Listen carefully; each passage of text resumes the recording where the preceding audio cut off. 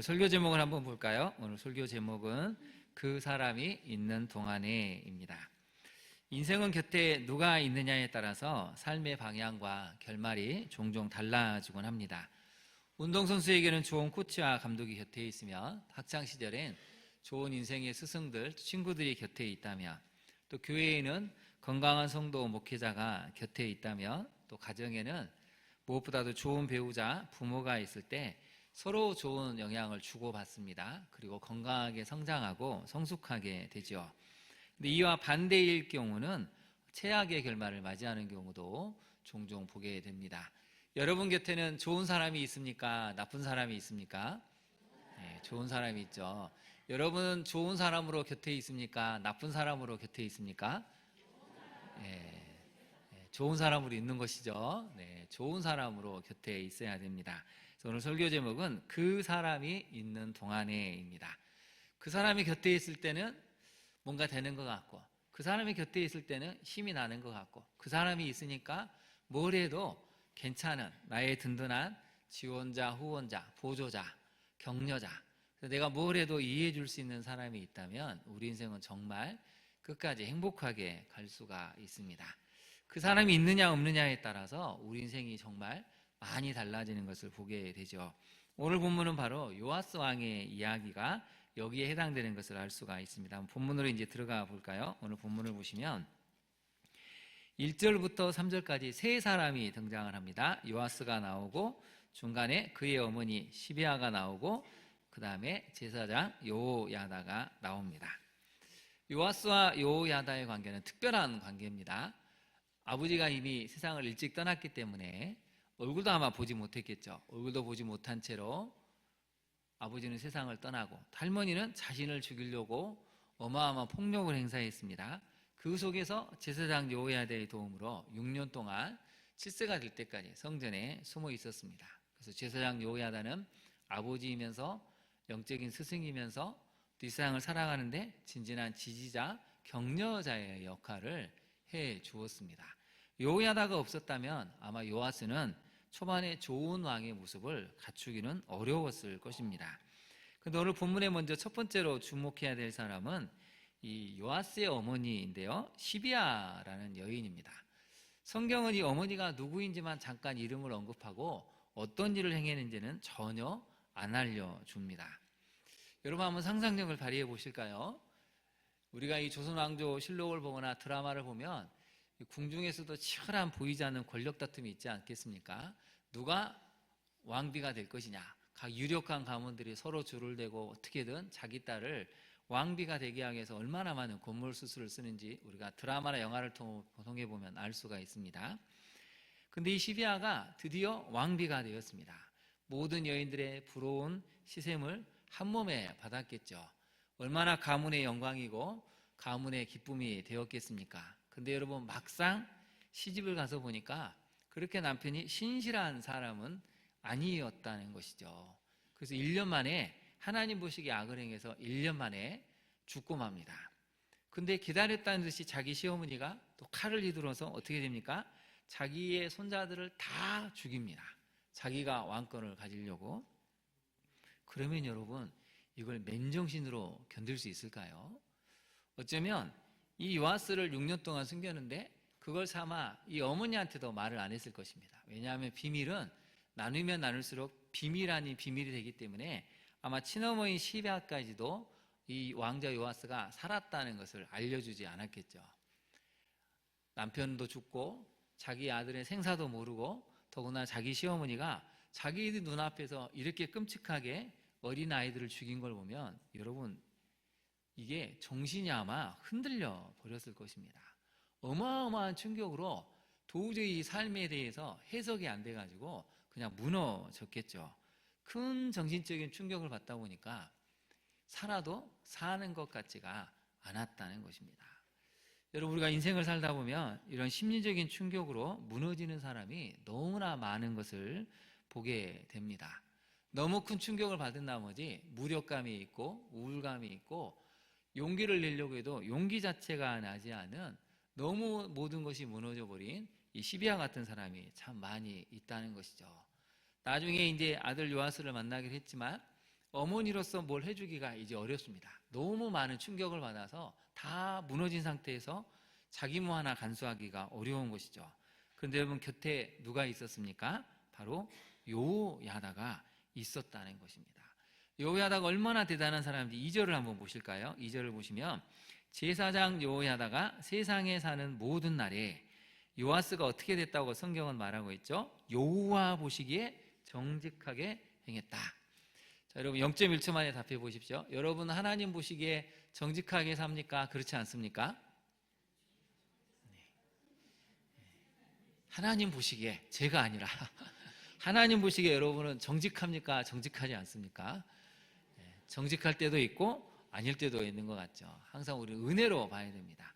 하나님의 은혜로 우리는 다 구원을 받았기 때문에 하나님 우리를 긍휼히 여기시고 도와주시는 분이시죠. 물론 잘못을 하면 책망도 하시지만, 근데 여러분 오늘 2절을 보니까 제사장 여호야다가 세상에 사는 모든 날에는 하나님 보시기에 이 요아스가 너무 정직하게 행했다는 것이죠. 거기다 밑줄을 그어보실까요? 제사장 여호야다가 세상에 사는 모든 날에 14절에 한 번 더 나오죠. 거기다 밑줄을 그어보실까요? 여호야다가 세상에 사는 모든 날에 요아스는 뭘 했냐면 여호와의 전에 항상 번제를 드렸습니다.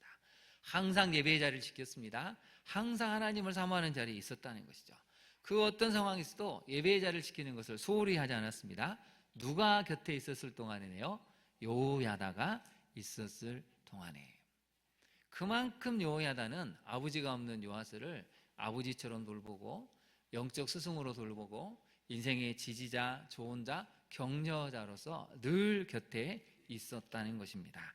그래서 여러분 이제 주보 가운데를 한번 보고 첫 번째 메시지를 한번 살펴볼까요? 첫 번째 메시지가 무엇입니까?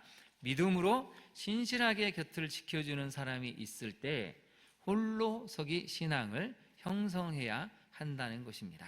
여러분 거기다 한번 네모를 쳐보실까요? 곁을이라 한다는 거죠. 곁을.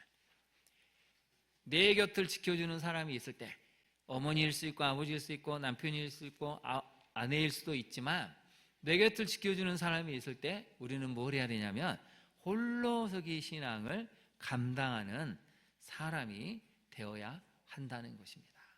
여호야다가 곁에 있었기 때문에 요아스 왕은 초반에 굉장히 정직하게 행했고 항상 번제를 드렸습니다. 심지어 이 요아스 왕은 여호야다조차도 엄두를 내지 못했던 파괴된 성전을 수리할 계획을 세우고 추진해서 이전 모양대로 견고하게 복원해냅니다. 여호야다도 엄두도 내지 못하고 상상도 하지 못했던 성전 수리를 요아스 왕이 해냈다는 것이죠. 그 기본, 그 신앙의 힘은 사실은 곁에 여호야다가 있었기 때문입니다. 그래서 여러분 첫 번째 메시지를 우리가 잘 기억해야 됩니다. 신실하게 곁을 지켜주는 사람이 있을 때 우리는 홀로서기 신앙을 해야 한다는 것입니다. 여러분 왜 이게 고민이 되냐면 뒤에를 한번 볼까요? 우리가 다음 주에 살펴보겠지만 여호야다가 나이가 많아서 죽습니다. 악한 신하들이 이 요아스 왕을 흔들고 우상 숭배를 해야 된다고 하니까 어떤 일이 벌어진지 아십니까? 18절 한번 볼까요? 18절을 보시면 그의 조상들의 하나님 여호와의 전을 버리고 아세라 목상과 우상을 섬겼으므로 그 죄로 말미암아 진노가 유다와 예루살렘에 임했다라고 합니다. 곁에 있을 때는 뭔가 되는 줄 알았습니다. 여호야다가 곁에 있을 때는 뭘 해도 되니까 내가 정말 대단한 사람인 줄 알았습니다. 근데 정작 신앙의 뿌리, 정말 형성해야 될 이 믿음의 뿌리는 사실 내리지 못했기 때문에 여호야다가 죽고 마자 이 뿌리가 약하다 보니까 간악한 신하들이 서서히 유혹을 하니까 금세 넘어가고 말았다는 것이죠. 그래서 여러분 우리 내면은 항상 두 가지 방향성이 있습니다. 늘 하나님을 찾고자 하는 그런 신앙의 마음도 있는 반면에 데마처럼 세상을 사랑해서 어느 순간 세상으로 완전히 가버리고 싶은 이 두 가지 마음이 믿는 우리에게도 있다는 것이죠. 여러분 시간이 흐른 만큼 신앙을 지킬 힘을 가져야 합니다. 언제까지 어머니 아버지가 기도해 줄 수가 없습니다. 언제까지 남편이 되신 아내가 되신 기도해 줄 수가 없습니다. 목회자가 언제까지 여러분을 위해서 물론 끊임없이 기도해야 되지만 여러분이 기도하지 않는데 제가 여러분 기도한다고 해서 하나님의 역사가 나타나기는 또 어려운 부분이 있습니다. 목회자의 역할은 무엇입니까? 여러분이 성장하고 성숙할 수 있도록 안내자, 지도자의 역할을 하는 것이지 모든 100가지 결정사항을 제가 다 일일이 쫓아다니면서 가르쳐주는 것은 미숙한 신앙이고 그릇된 신앙이죠.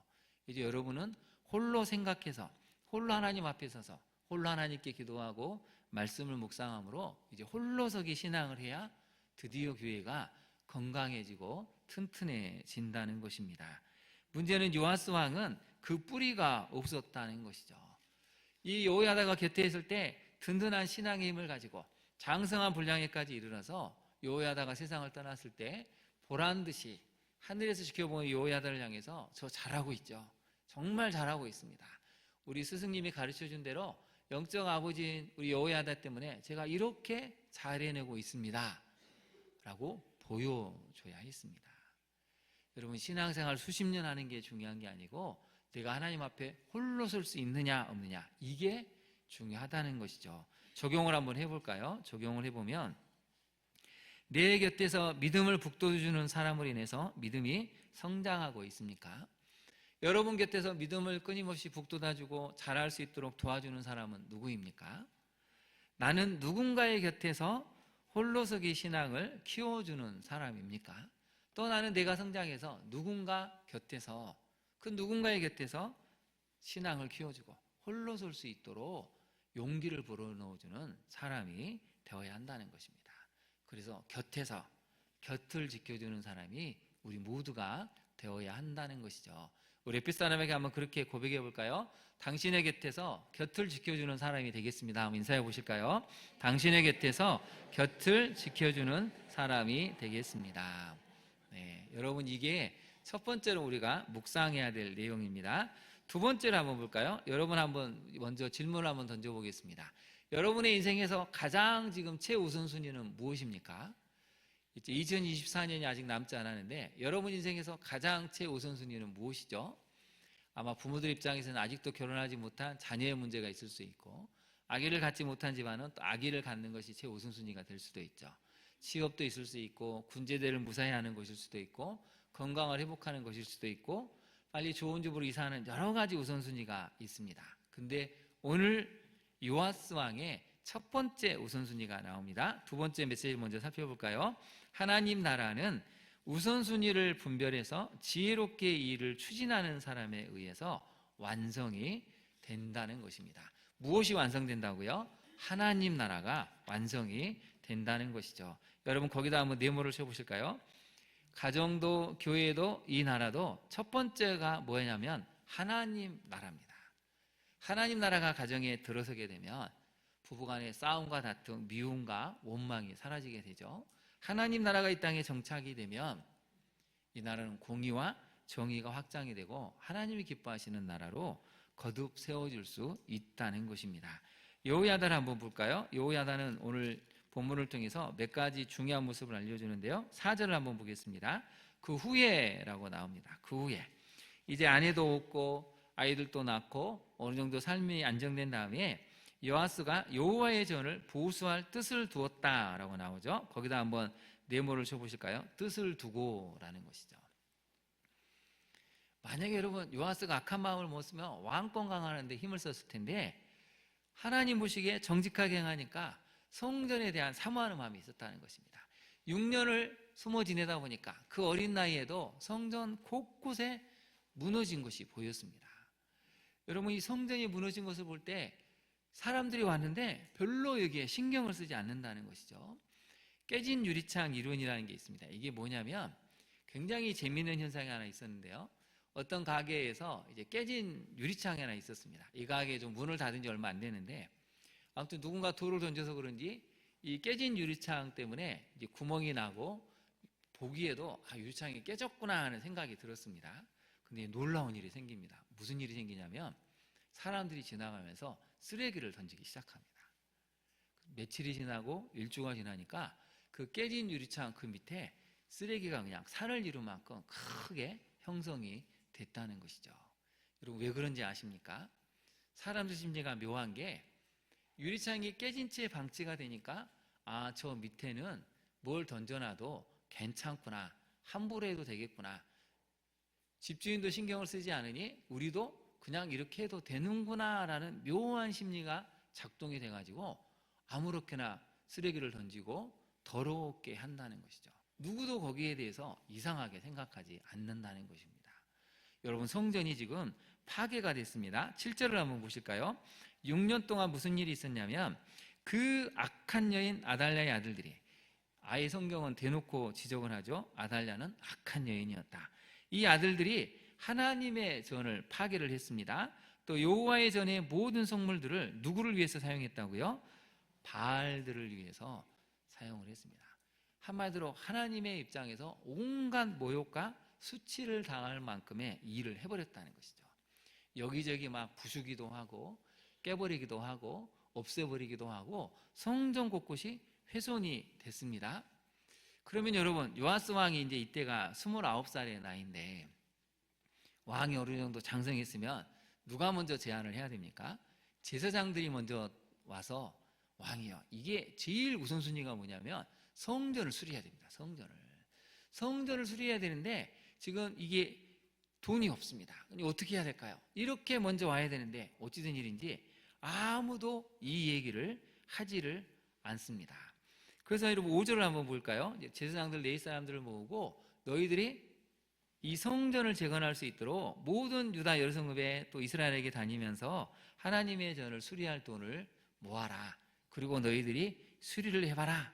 그랬더니 문제가 생기죠. 5절 후반절 한번 볼까요? 레위 사람이 어떻게 했다고요? 빨리 하지 아니한지라.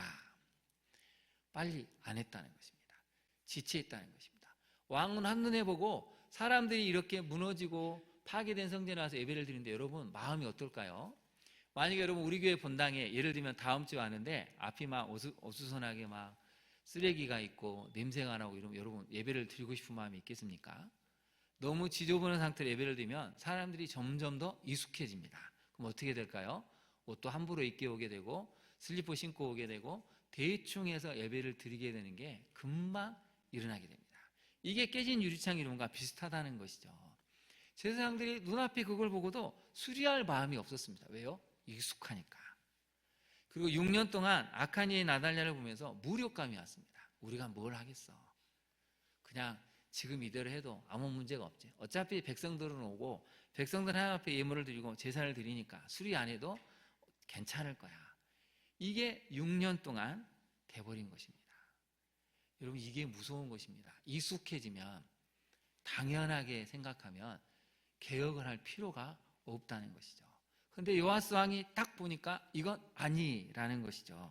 그래서 빨리 다니면서 사람들을 설득하고 성전을 수리할 수 있도록 돈을 모아봐라 했더니 이게 안 됐다는 것입니다. 그래서 이제 6절을 한번 볼까요? 왕이 아주 담대하죠.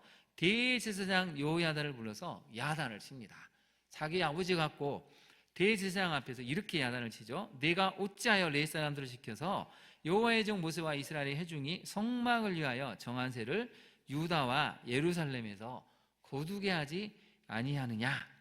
그래서 여러분 열왕기하로 이제 한번 볼까요? 열왕기하 화면을 한번 잠깐 보시겠습니다. 열왕기하는 뭐라고 설명을 하냐면 똑같은 사건을 요아스가 제사장들에게 이렇게 말합니다. 여호와의 성전에 거룩하게 하여 드리는 모든 은, 곧 사람이 통행하는 은, 각 사람의 몸값으로 드리는 은, 자원하여 여호와의 성전에 드리는 모든 은을 제사장들이 각각 아는 자에게서 받아들여 성전의 어느 곳이든지 파손된 것을 보고선 그것으로 수리하라.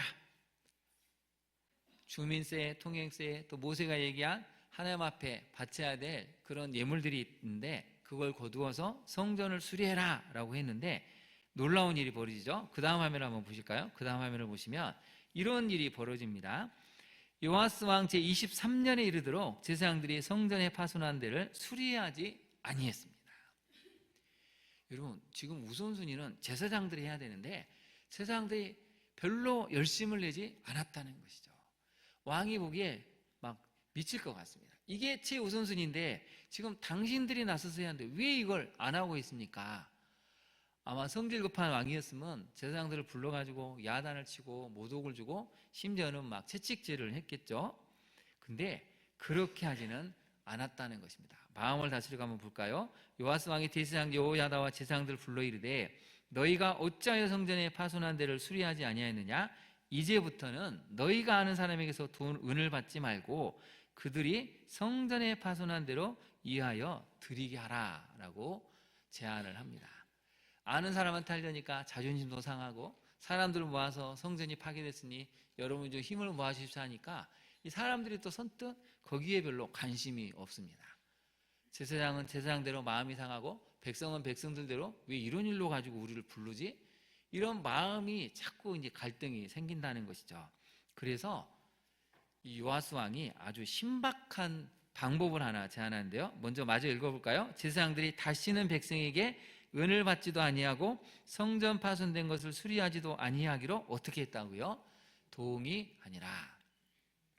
요 마지막 구절만 해석을 하면 성경을 오해하기가 쉽습니다. 봐라, 제사장들이 마음이 없어가지고 은을 받지도 않고 성전 파손한 것을 수리하지도 않는다고 동의했다. 이런 악한 제사장이 있습니까? 이렇게 묵상하기가 쉬운데 그런 뜻이 아닙니다.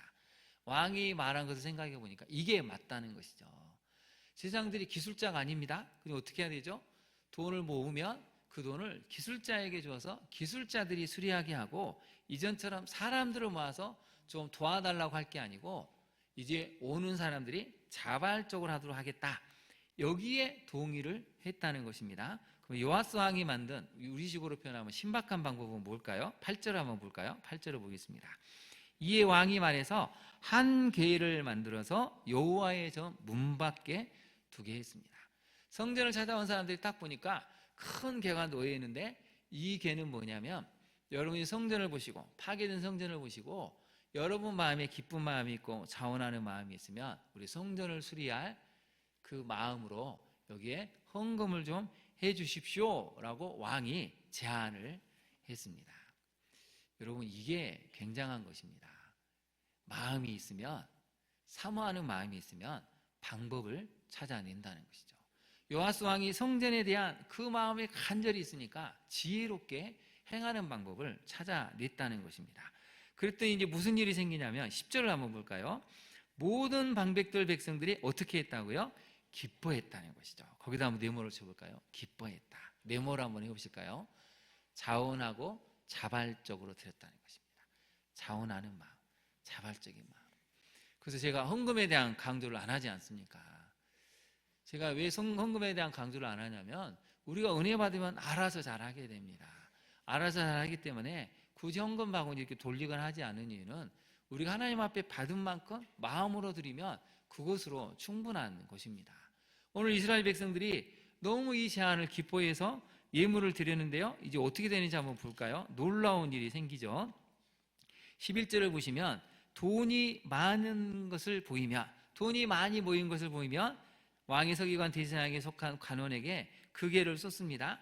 그리고 또 돈이 많이 모이면 다시 또 그걸 감독자에게 줍니다. 어느 정도까지 여러분 돈이 모였냐면요, 14절 한번 볼까요? 공사를 마친 후에 그 남은 돈을 여호와의 전에 쓸 그릇으로까지 만들 정도로 많은 액수가 모였다는 것입니다.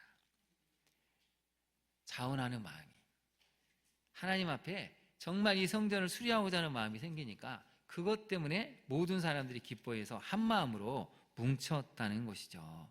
파괴된 성전을 방치된 채 왕권 강화에만 만약에 요아스 왕이 몰두했다면 성전은 결코 수리되지 못했겠죠. 그리고 죄로 물든 백성들의 마음은 치유되지 못한 채 혼돈과 무질서의 상태로 방치될 여지가 농후했습니다. 성전이 파괴된 걸 보고도 아무 생각이 없다는 것은 여러분 감각이 죽은 것입니다. 영적으로 이미 죽은 상태입니다. 우리 집이 무너진 것만 봐도 빨리 수리해야지 난리인데 하나님의 성전이 파괴되고 그렇게 잘못 악용되고 오용되는데도 전혀 여기에 대해서 안타까워하지 않는다면 이미 마음이 영적으로 죽은 것이죠. 그런 상태에서는 더 큰 혼란, 더 큰 영적 무질서가 있기 때문에 요아스 왕이 첫 번째로 한 것이 성전을 수리하는 쪽에 우선순위를 둔 것입니다. 적용을 한번 해볼까요? 여러분 지금 삶의 가장 최우선순위는 무엇입니까? 여러분 저는 거기다 메모를 해야 된다고 생각합니다. 예배를 회복하는 것입니다. 예배라는 건 다른 게 아니고 내가 하나님 앞에 나아가는 것을 이야기하는 거죠. 우리 자녀들이 하나님 앞에 나아가는 것을 삶의 최우선순위로 가지셔야 됩니다. 우선순위를 분별하지 못해서 허둥대고 무질서한 삶을 살고 있지 않습니까? 자꾸 뭔가 하는데 혼란스럽고 혼동되고 허둥대고 무질서하다면 지금 하나님과의 관계가 올바로 정착이 되는 게 아닙니다. 삶의 최우선순위는 예배의 자리, 하나님과의 관계 회복이 첫 번째가 돼야 한다는 것이죠. 그걸 바로 요아스 왕이 깨닫고 성전을 재건하게 합니다. 이제 세 번째를 한번 살펴볼까요? 우리 세 번째 메시지를 같이 한번 읽어보겠습니다. 시작. 죄로 말미암아 훼손된 모든 영역을 회복시키고 견고하게 해야 합니다. 여러분, 오늘 성경에 굉장히 재미있는 단어가 하나가 나옵니다. 한번 볼까요? 13절에 보시면 기술자들이 단어가 나오죠. 여러분, 성경에 기술자들이란 단어를 본 적이 있으십니까? 오늘 처음 본 분들도 아마 많을 겁니다. 성경을 제대로 읽어보면 정말 뜻밖의 단어들, 우리가 일상에서 사용하는 단어들이 많이 나오는데 오늘은 기술자들이라는 단어가 나옵니다. 그 앞에를 한번 볼까요? 12절에 보시면 성전을 수리할 만큼의 액수가 모였습니다. 그랬더니 왕과 여호야다가 어떻게 하냐면 먼저 감독자를 세워서 감독자에게 줍니다. 감독자가 어떻게 하냐면 석수와 목수를 고용합니다. 여호와의 전을 보수하죠. 또 철공과 노쇠공을 고용합니다. 굉장한 사람들이 등장하죠. 석수, 목수, 철공, 노쇠공이 등장을 해서 전문적으로 성전을 수리했다는 것입니다. 여러분, 거기다 밑줄을 그어보실까요? 굉장히 중요한 단어가 나오죠. 고용하여, 보수하며, 고용하여 어떻게 했다고요? 수리했다. 이 네 가지 단어를 잘 기억하십시오. 그래서 여러분, 하나님 나라의 일은 각각 전문성 있는 사람들이 해야 된다는 것이죠. 영적인 일은 영적인 제사장, 또 레이지파가, 기술자들이 해야 될 일은 하나님의 무너진 성전을 수리하고 재건하는 쪽으로 해야 된다는 것이죠. 왕은 그것을 지시하고 방향성을 설정한다는 것입니다. 이렇게 됐더니 이제 놀라운 일이 생깁니다. 여러분, 한번 볼까요? 오늘 가장 중요한 구절은 13절입니다. 같이 한번 읽어보겠습니다. 시작.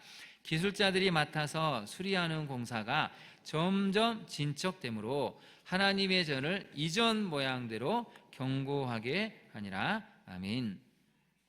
요아스 왕은 성전 수리를 위해 헌금을 모았습니다. 그리고 재정을 정말 투명하고 관리하고 올바로 집행해서 목적한 대로 결과물을 만들어내는 정직함을 보여주죠. 그래서 성전 수리를 위해서 목수와 철공들 또 노쇠공들이 고용이 돼가지고 성전 모양이 점점 진척이 됐다고 성경은 알려주고 있습니다. 가장 중요한 구절은 뒤를 한번 볼까요? 13절 후반절을 보면 하나님의 전을 어떻게 했다고요? 이전 모양대로 견고하게 했다라고 알려줍니다.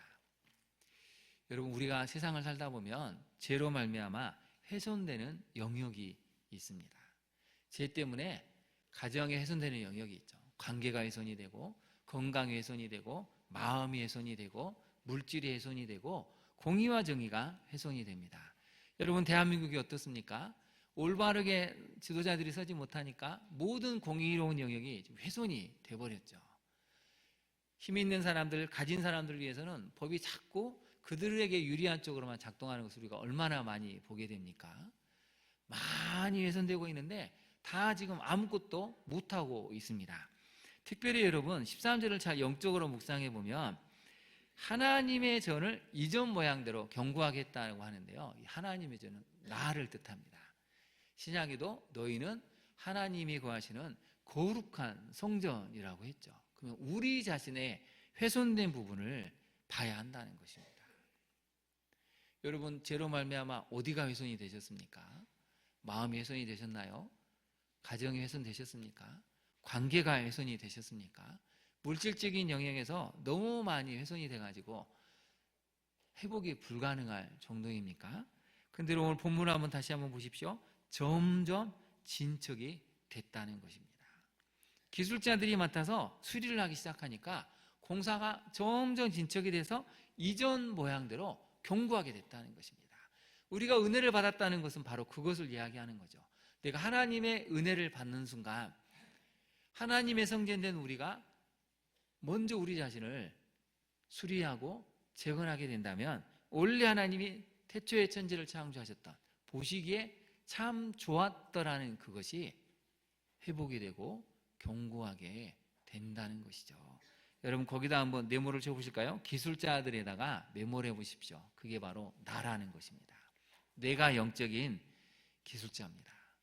여러분이 훼손된, 죄로 인해서 훼손된 것을 여러분이 나서서 수리하고 견고하게 해야 된다는 것이죠. 그럴 때 어떻게 된다고요? 이전 모양대로 다시 회복이 된다는 것입니다. 적용을 한번 해보겠습니다. 여러분, 죄로 말미암아 훼손된 영역이 있습니까? 여러분 인생에서 어디가 훼손이 됐죠? 은혜 받은 자로서 다시 힘을 내어서 견고하게 세워가고 있습니까? 너무나 많은 영역이 대한민국에서 무너져 버렸습니다. 죄로 말미암아. 그것을 탓하고 탄식할 때가 아닙니다. 또 그것을 바라보고도 아무렇지도 않다면 이미 우리는 영적으로 죽은 사람과 같습니다.